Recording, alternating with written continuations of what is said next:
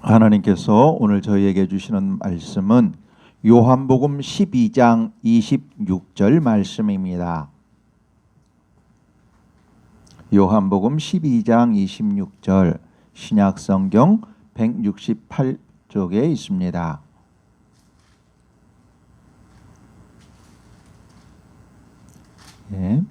우리 함께 읽겠습니다. 26절입니다. 시작. 사람이 나를 섬기려면 나를 따르라. 나 있는 곳에 나를 섬기는 자도 거기 있으리니 사람이 나를 섬기면 내 아버지께서 그를 귀히 여기시리라. 아멘. 다 자리에 앉으시겠습니다. 할렐루야. 반갑습니다. 어제 밤새도록 근무하시고 이 자리에 오신 분, 그리고 밤늦도록 일하시고 아침에 일찍 일어나서 이 자리에 함께 하신 모든 분들 참으로 반갑고 귀합니다. 오늘 예배에 함께 하시는 모든 분께, 또한 여러 형편과 처지에서 하나님을 사모하며 신실하게 하나님께 예배하시는 모든 분께, 하나님께 간절하게 은혜를 구하시는 모든 분께 하나님께서 큰 은혜 부어주심을 예수님 이름으로 선포합니다. 아멘. 오늘은 여러분 주보에 보시면 십자가와 영광이라는 제목이 되어 있습니다. 그런데 그 제목을 좀 바꾸겠습니다. 주님이 계신 곳에 라고 설교 제목을 좀 바꾸도록 하겠습니다. 그래서 주님이 계신 곳에 라는 제목으로 우리 은혜를 나누시겠습니다. 우리는 예수님을 믿습니다. 예수님을 믿는다는 것은 예수님을 우리의 주인으로 모시고 예수님을 섬기는 것입니다. 그러면 예수님을 섬긴다는 것은 어떤 것일까요? 예수님은 오늘 본문을 통해 어떤 것이 예수님을 섬기는 것인지, 그리고 그 결과는 어떻게 나타나는지 알려주고 계십니다. 26절 전반부입니다. 제가 읽겠습니다. 사람이 나를 섬기려면 나를 따르라. 나 있는 곳에 나를 섬기는 자도 거기 있으리니. 아멘. 예수님을 섬긴다는 것은 예수님을 따르는 것이고, 예수님을 따른다는 것은 예수님이 계신 곳에 함께 있는 것이다 말씀하십니다. 그렇습니다. 성자 하나님이신 예수님은 성부 하나님을 섬기셨기에 성부 하나님께서 기뻐하시는 뜻대로 그 뜻을 따르셨고, 성부 하나님이 기뻐하시는 곳에 계셨습니다. 그래서 이 땅에 사람으로 오셨고 십자가에서 죽으셨고 부활하셨고 지금은 하나님 우편에 계십니다. 예수님께 부름받은 제자들도 예수님이 계신 곳에 늘 함께 있었습니다. 예수님이 기쁨을 누리실 때나 혹은 깊은 고민과 십자가의 밤을 지날 때도 제자들은 함께 있었습니다. 기쁠 때나 슬플 때나 함께 있었습니다. 지금도 주님과 함께 천국에서 기쁨을 누리고 있을 것입니다. 주님은 그것을 원하시고 기뻐하시기 때문입니다. 예수님이 가나안 혼인잔치에 가셨습니다. 그때 주님께서 혼자 가시지 않으셨지요. 제자들하고 함께 가셨습니다. 너희들은 여기 있어. 나 잔치에 가서 맛있는 거 나 혼자 먹고 올 거야 하시면서 혼자 가시지 않았지요. 얘들아, 나 오늘 혼인잔치에 초대받았어. 같이 가자. 같이 가셨지요. 주님은 종종 나사로의 집에 가셨습니다. 그러면 마르다와 마리아는 항상 먹을 것을 풍성하게 준비해 놓았지요. 그때 제자들도 주님과 함께 있었습니다. 때때로 주님은 당시에 저명하고 존중받는 바리새인 집에도 가셨습니다. 그때 주님은 제자들에게 이렇게 말씀하지 않으셨지요. 얘들아, 저 사람들은 권위가 있고 권세가 있고 잘 입고 잘 사는 사람들이잖니. 소위 말하는 뽀대가 나잖니. 근데 너희들, 어부인 너희들이 가면 내 체면이 뭐가 되겠니? 너희들은 여기 있어. 나 혼자 갔다 올게. 이렇게 말씀하지 않으셨지요. 얘들아, 같이 가자. 그러면서 그들의 손 잡고 함께 그 자리에 가셨지요. 주님이 계시는 곳에 제자들은 항상 같이 있었습니다. 주님이 가자 하셨고 제자들은 주님의 그 말씀에 따라 그 자리에 함께 있었습니다. 주님은 호산나 다윗의 자손이로다 라는 그 군중의 소리를 들으며 예루살렘에 입성하셨지요. 그때 주님께서 제자들에게 이렇게 말씀하지 않으셨습니다. 얘들아, 너희들은 지금은 조금 좀 멀리 떨어져 있어. 내가 지금 왕으로 이렇게 대접받으면서 가고 있는데 너희처럼 초라한 모습으로 있는 그 모습, 호산나라고 말하는 그 군중한테 좀 안 어울리지 않니? 그러니 너희들은 저만치 떨어져서 따라와. 이렇게 말씀하지 않으셨습니다. 바로 제자들과 함께 가셨지요. 군중들이 말할 때 호산나 다윗의 자손이로다 말할 때 예수님을 찬양할 때 그 찬양을 제자들도 함께 누렸습니다. 주님은 언제나 제자들과 함께 있기 원하셨고 제자들은 주님의 말씀에 순종해서 언제나 함께 있었습니다. 마지막 만찬이 있었을 때 주님은 이렇게 말씀하셨지요. 너희와 함께 이 유월절 먹기를 원하고 원하였노라 말씀하셨습니다. 뭐라고 말씀하셨나요? 너희와 함께였습니다. 너희와 함께 있기를 주님께서는 기뻐하셨고 원하셨던 것입니다. 주님은 마지막 만찬을 제자들 없이 혼자 들고 싶지 않으셨습니다. 제자들과 함께 그 만찬을 드시고 싶었습니다. 제자들과 함께 그것을 나누셨지요. 나 있는 곳에 나를 섬기는 자도 거기 있으리니 말씀처럼 주님의 몫이 제자들의 몫이 되었습니다. 이처럼 주님은 주님의 기쁨을 제자들과 항상 같이 나누기를 원하셨고 그것을 기뻐하셨습니다. 제자들은 주님을 따라 항상 주님과 함께 있었지요. 그런데 여러분, 우리는 한 가지를 더 알아야 합니다. 주님이 주님의 기쁨을 제자들과 나누기 원하시며 그것을 기뻐하셨지만 동시에 주님의 슬픔까지도 제자들과 나누기를 원하셨다는 것입니다.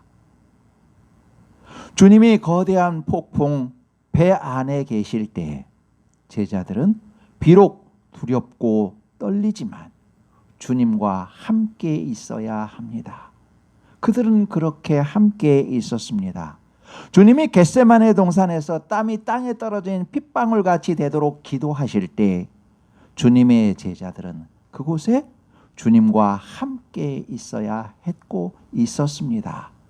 비록 육신이 약하여 잠이 들더라도 그 자리에 주님과 함께 있었습니다.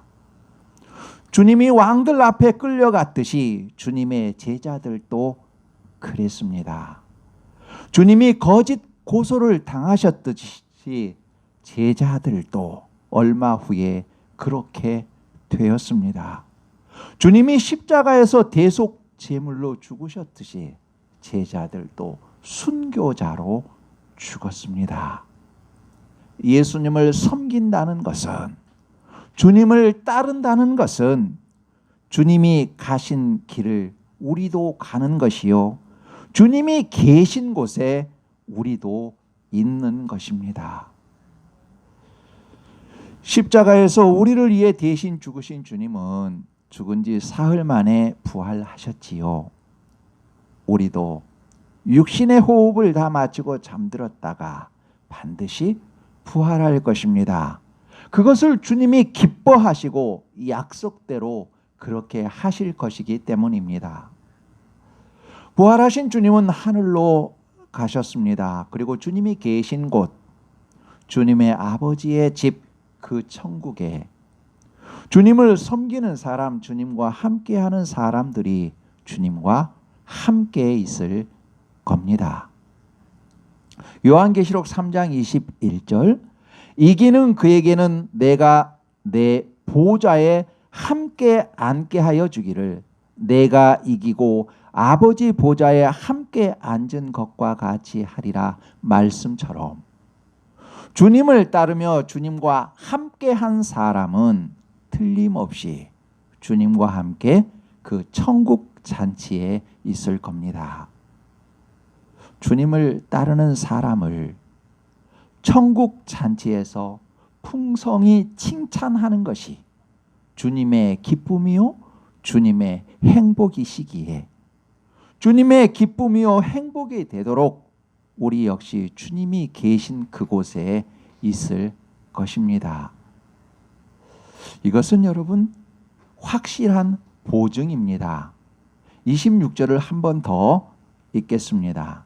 제가 읽겠습니다. 사람이 나를 섬기려면 나를 따르라. 나 있는 곳에 나를 섬기는 자도 거기 있으리니 사람이 나를 섬기면 내 아버지께서 그를 귀히 여기시리라. 아멘. 예, 보십시오. 나를 섬기면, 나를 따르면 나 있는 곳에 나를 섬기는 자도 거기 있으리니, 이 말씀은 두 가지 의미가 있는 것이지요. 육신에 있을 때 예수님이 섬기는 그곳에 본인도 같이 있는 것이고, 동시에 예수님이 천국에 계시니 나중에 우리도 그 자리에 같이 있다는 의미를 말하고 있는 것입니다. 그리고 후반부를 보시면 사람이 나를 섬기면 내 아버지께서 그를 귀히 여기시리라 약속하고 계십니다. 성부 하나님께서 그를 귀하게 여기신다 약속하신 겁니다. 그런데 여러분, 이것은 죽은 이후, 부활 이후 천국만을 이야기하는 것이 아닙니다. 영생은 죽음 이후만을 말하는 것이 아니라 지금 사는 삶, 그 삶이 영생의 한 부분이기 때문입니다. 그렇기에 주님을 따라 진리를 추구하며 주님을 따라 살면 아브라함을 위해 준비하시고 때를 따라 도우신 하나님께서 주님을 따르는 그에게 은혜를 베풀어 주십니다. 때로는 영적으로 다시 도전할 힘을 주시고, 때로는 엘리야에게 까마귀를 보내어 고난을 이기게 하셨던 것처럼, 다윗에게 요나단이라는 친구를 보내셨던 것처럼 주님을 따르는 사람들을 하나님께서는 도와주십니다. 우리가 지금까지 살아온 모든 날들을 다시 한번 돌아보시기 바랍니다. 모든 것이 은혜였습니다. 젊은 날의 방황, 예수님 믿기 전에 그 혼돈과 방황 속에서 우리를 건지신 분이 하나님이십니다. 그 방황 속에서 예수 그리스도를 믿도록 하신 분이 우리 하나님이십니다. 참 진리와 생명, 참 사랑을 알게 하시고 연약하고 부족하고 넘어지기도 하지만 주님을 따라 살도록 하신 분이 하나님이십니다. 그 믿음을 주셨고 그렇게 살도록 힘을 주신 분이 우리 하나님이신 것을 우리는 고백 안 할래야 안 할 수가 없습니다. 우리가 주님을 따라 살면 주님이 계신 곳, 주님의 마음이 있는 곳, 주님의 눈과 손과 발이 몸이 있는 곳에 우리가 있으면 우리는 주님을 더욱 깊게 알게 될 것입니다. 하나님은 우리를 더욱 귀히 여기시고 우리로 인해 기뻐하실 겁니다. 여러분, 주님은 가난하고 소외된 사람들의 친구가 되어 주셨습니다. 비천하다고 모두가 다 말하는 어부들을 찾아가서 제자를 삼아 주셨고 그들과 함께 먹고 마시셨습니다. 모두가 죄인이라고 욕하며 상대하지 않으려 하는 세리 마태를 찾아가 제자로 삼으셨고 죄인들의 우두머리라고 하는 세리장인 삭개오를 찾아가 친구가 되어 주셨습니다. 사마리아 여인, 사람들로부터 여러 가지 소리가 듣기 싫어서 뜨거운 떼약볕 정오에 물길로 온 여인, 그 외롭고 어려운 공고한 여인을 찾아가 친구가 되어 주셨습니다. 또한 이렇게 친구가 되어 주신 주님이시지만 그와 다른 모습도 있으시지요. 거짓 지도자들에게는 그 잘못된 것을 분명하게 잘못되었다고 매섭게 꾸짖으셨습니다.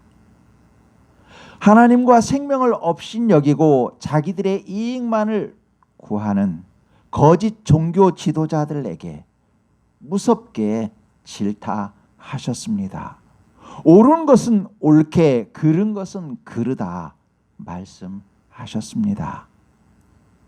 그러시면서 하나님의 뜻을 따르고자 힘쓰는 이들, 연약하고 소외된 사람에 대하여는 자애롭게 섬겨 주셨지요. 주님을 따르는 제자들의 발을 손수 씻겨 주셨지요. 이처럼 주님은 정말 하나님께서 기뻐하시는 그대로 그 자리에 계셨습니다. 그러면서 우리에게 말씀하십니다. 얘야, 너가 나를 섬기려고 하니? 그럼 너는 나를 따라 나와 함께 행하자. 나 있는 곳에 너도 함께 있자 하십니다. 그러시면서 이 말씀도 더하시지요. 얘야, 지금 너의 눈앞에 내 모습이 보이지 않지? 그러나 말이다. 지극히 작은 자 하나에게 한 것이 바로 나에게 한 것이란다.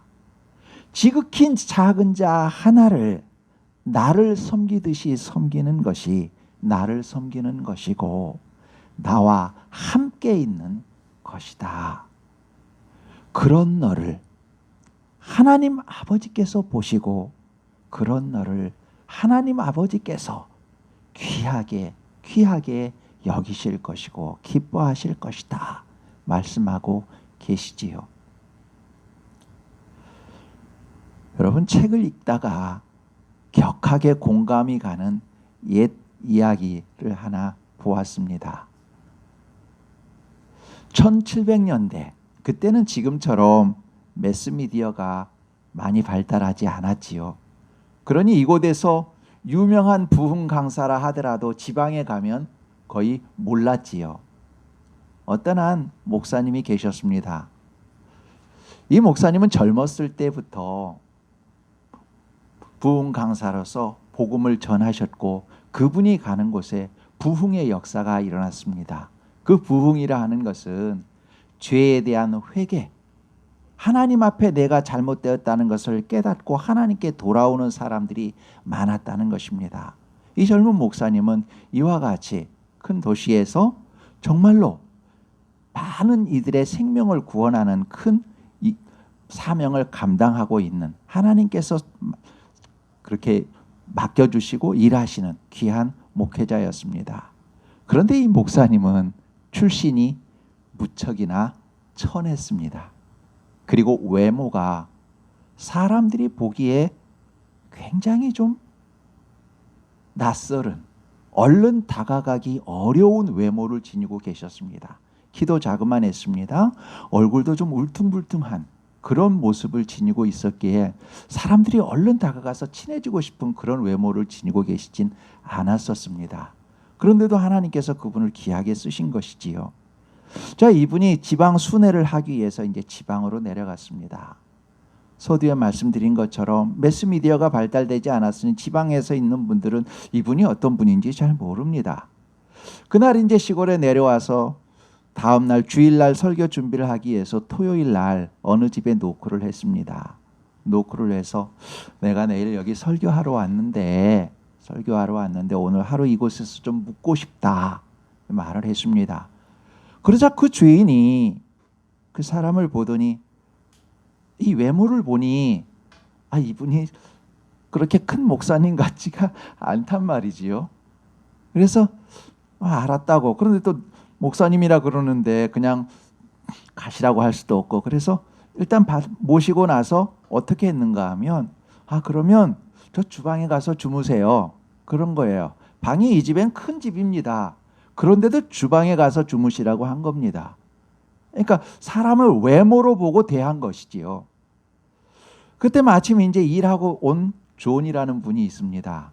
그 집에 일하시는 분이지요. 그분이 오더니 어떻게 오셨냐고, 목사인데 이렇게 됐다고. 그러니까 그분이 이 목사님에 대해 그러시냐고. 그러면서 이제 이분이 오히려 거기 주방에 있는 이것저것을 챙겨서 그분에게 대접을 극진하게 한 거예요. 그리고 저녁에 주무실 때도 이부자리 봐드리고 어떠시냐고 이렇게 여러 가지로 많이 돌봐주신 거예요. 식사를 같이 하시고, 그리고 잠자리에도 따뜻하게 보살펴드리고, 아침에 일어나서도 그 일을 위해서 여러 가지로 섬겨주시고 한 거예요. 자, 그 다음 날이 됐습니다. 그 다음 날 이제 설교를 했습니다. 그런데 심상치 않은 일들이 일어났습니다. 이 목사님을 통해서 구원받는 영혼들이 많아진 거예요. 그러니까 여태까지 있었던 주변 사람들이 이제 굉장하다, 술렁술렁하게 된 거죠. 영혼의 어떤 불이 지펴지니 그들의 마음이 달라진 것이지요. 그러다 보니 어제 그를 소홀히 대했던 그 집주인, 그 주인의 마음에도 불이 일어났습니다. 회개가 일어난 것이지요. 그러면서 자기의 죄를 돌아보게 되었습니다. 설교가 다 끝나고 나자 주변의 사람들이 목사님 어디 계셔요? 오늘 우리 집에 가서 유하시죠. 이곳저곳에서 막 목사님을 초청하는 것입니다. 그러자 이제 어제 저녁에 그 집을 맞이했던 그 주인도 말합니다. 목사님, 오늘 집에까지 걸어가실 때 저와 함께 걸어가시지요. 이렇게 말했습니다. 이분은 그러니까 이분을 대접하고 싶은, 다시 존중하고 싶은 마음이 있어서 그러셨겠지요. 그런데 그 목사님은 그 사람하고 걷지 않으셨고 이렇게 답하셨다고 합니다. 아닙니다. 저는 존하고 같이 걸어가겠습니다.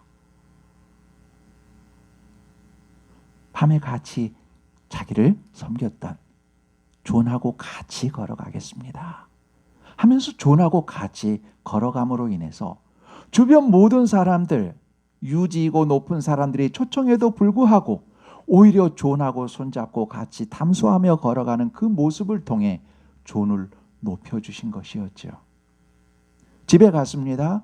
집에 가서 집주인은 만찬을 아주 정말 흐드러지게 준비하고 목사님을 초청했습니다. 그때 목사님은 말씀하셨습니다. 아니요, 저는 이곳에서 존하고 함께 먹겠습니다.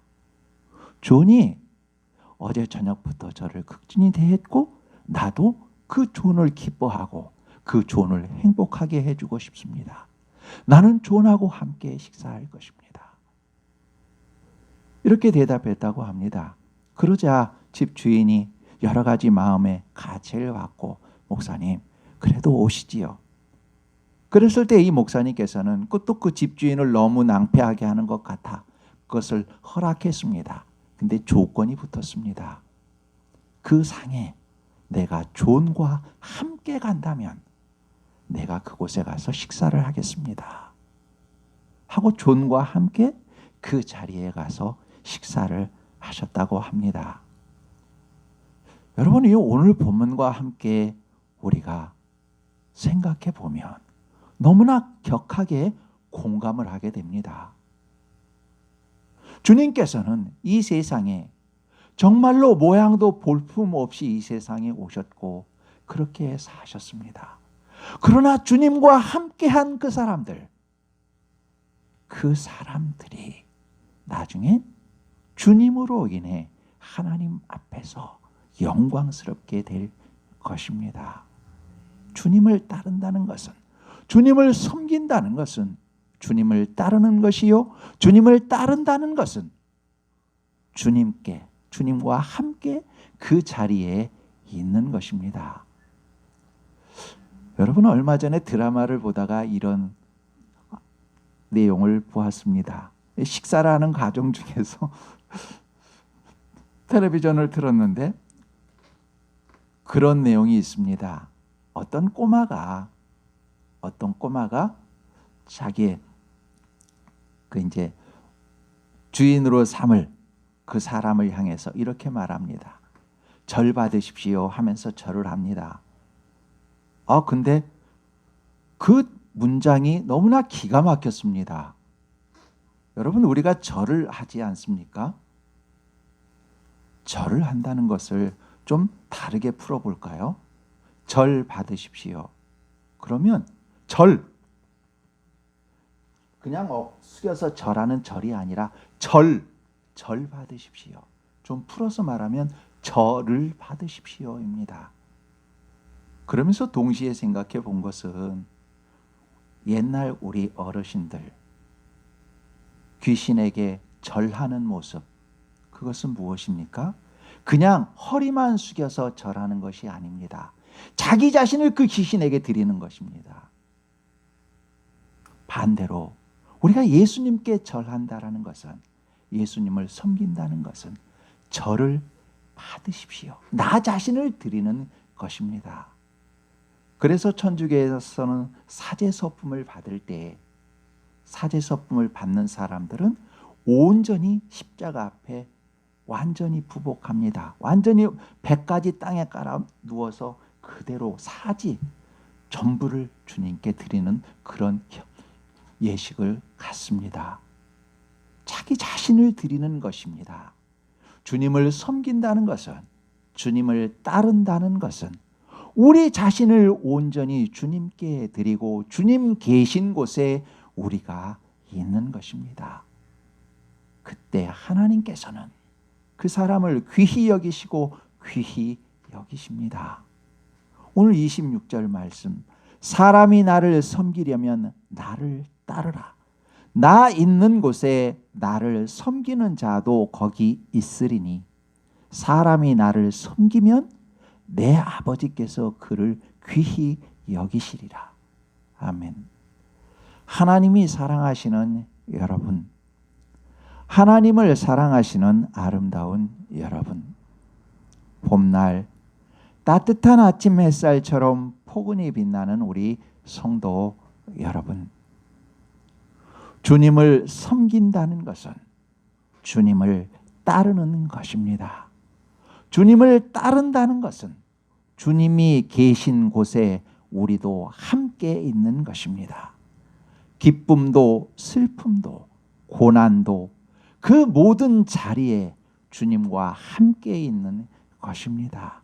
십자가의 밤도 주님과 함께 있는 것입니다. 사랑의 자리에도 섬김의 자리에도 주님과 함께 있는 것입니다. 주님과 함께 있는 사람에게 하나님은 부활의 아침, 영광의 아침도, 하나님이 주시는 천국의 영광도 함께 주십니다.